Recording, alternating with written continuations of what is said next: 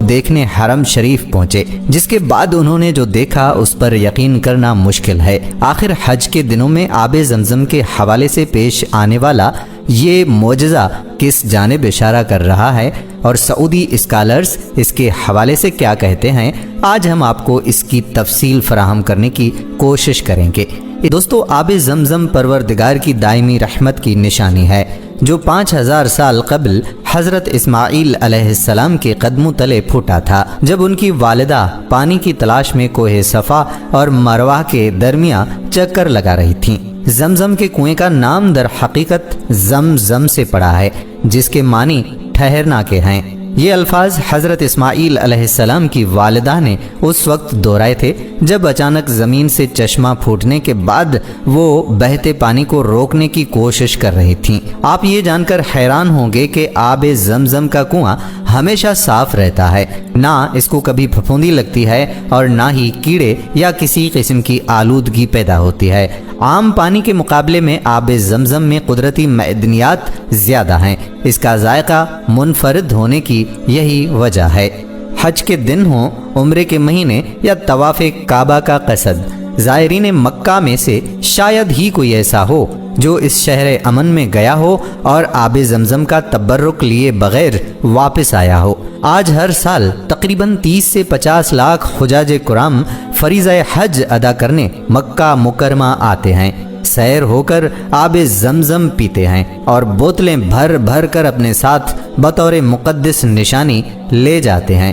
اسے پینے والے بھی اسے پر تاثیر پاتے ہیں، ان کی تھکن دور ہوتی ہے اور انہیں حیرت انگیز تازگی کا احساس بھی ہوتا ہے۔ کہنے والے تو یہاں تک کہتے ہیں کہ انہوں نے دنیا کے بہترین معدنی پانی یا عقیدت مندی سے پیدا ہو جانے والے رجحان کا فطری نتیجہ قرار دے، لیکن آب زمزم کا معجزہ صرف اس کی کیمیائی ترکیب، ذائقے اور تاثیر تک ہی محدود نہیں، بلکہ کچھ اور اہم خصوصیات بھی اس آب مقدس سے وابستہ ہیں، جو کسی غیر جانبدار اور متجسس سائنسی ذہن رکھنے والے شخص کو بہت کچھ سوچنے پر مجبور کرتی ہیں۔ دوستو، اس لیے ہر سال کئی سائنسدان اس پر تحقیق کرنے کی کوشش دل میں لیے مکہ کی جانب سفر کرتے ہیں، اور حج سے کچھ دن پہلے یہ سلسلہ زور پکڑ جاتا ہے اور مختلف تجربات کے ذریعے قدرت کے انمول تحفے یعنی آب زمزم کی خصوصیات جانچنے کے لیے محققین اس پر ریسرچ کرتے ہیں۔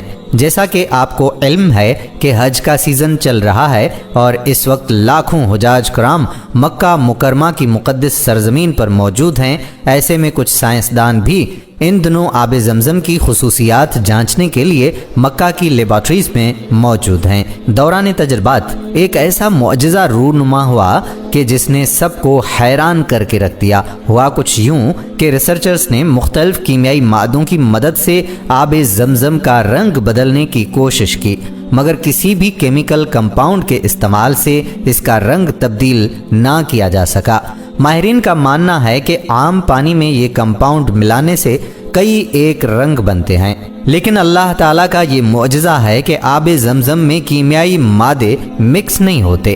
اس معجزے کی خبر جب سعودی ولی عہد محمد بن سلمان تک پہنچی تو انہوں نے خود لیبارٹری میں جا کر اس معجزے کو زندہ آنکھوں سے دیکھا۔ سبحان اللہ! اس حیرت کن معجزے کے بارے میں آپ دوستوں کی رائے کیا کہتی ہے؟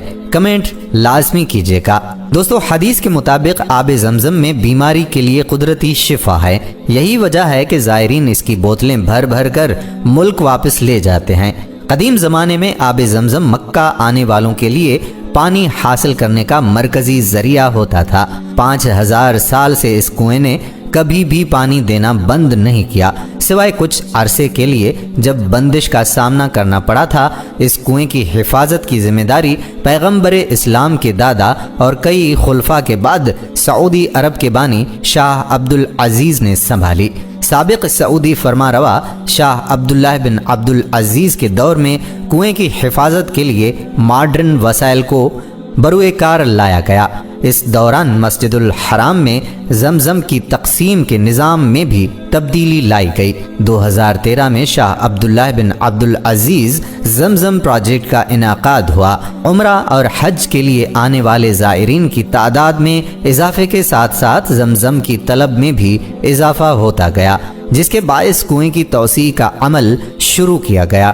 اس پروجیکٹ کے بعد جدید طریقے سے زمزم کی پمپنگ، فلٹرنگ اور تقسیم کا عمل شروع کیا گیا۔